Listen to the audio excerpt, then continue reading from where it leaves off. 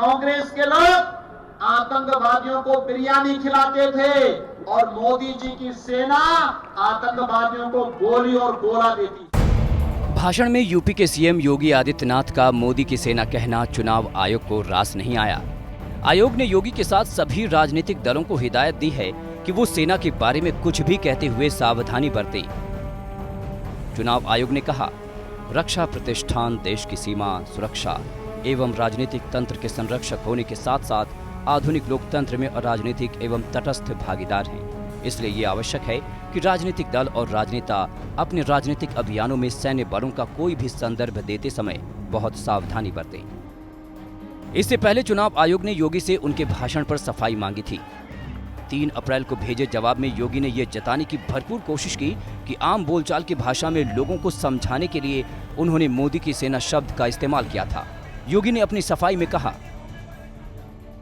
देश का कोई नागरिक जब सेना की बात करता है तो कहता है कि हमारी सेना ने ऐसा कर दिखाया है। यहाँ हमारी सेना का तात्पर्य भारतीय सेना से ही होता है, न कि किसी व्यक्ति विशेष की सेना से।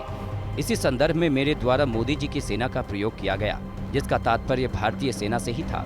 परम आदरणीय श्री नरेंद्र मोदी जी देश के प्रधानमंत्री हैं, ये एक तथ्य है।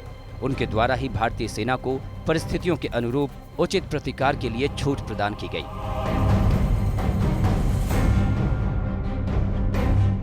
यदि मेरे भाषण को शुरू से अंत तक सुना जाए तो यह स्पष्ट हो जाएगा कि इसमें मर्यादाओं का पालन करते हुए भारत निर्वाचन आयोग द्वारा निर्गत आदर्श आचार संहिता का किसी प्रकार का उल्लंघन नहीं किया गया।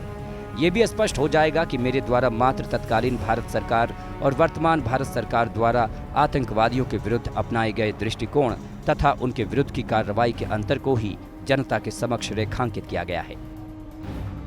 लेकिन आयोग ने योगी के इस तर्क को मानने से इनकार कर दिया। चुनाव आयोग ने कहा कि वो योगी के जवाब से संतुष्ट नहीं है। आयोग श्री योगी के द्वारा प्रस्तुत किए गए स्पष्टीकरण से संतुष्ट नहीं है।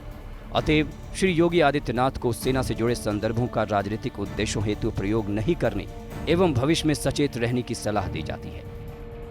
योगी के बाद मोदी की सेना को लेकर केंद्रीय मंत्री मुख्तार अब्बास नकवी को भी नोटिस मिल चुका है। क्या चुनाव आयोग की इस हिदायत के बाद नेताओं की जुबान संभलेगी?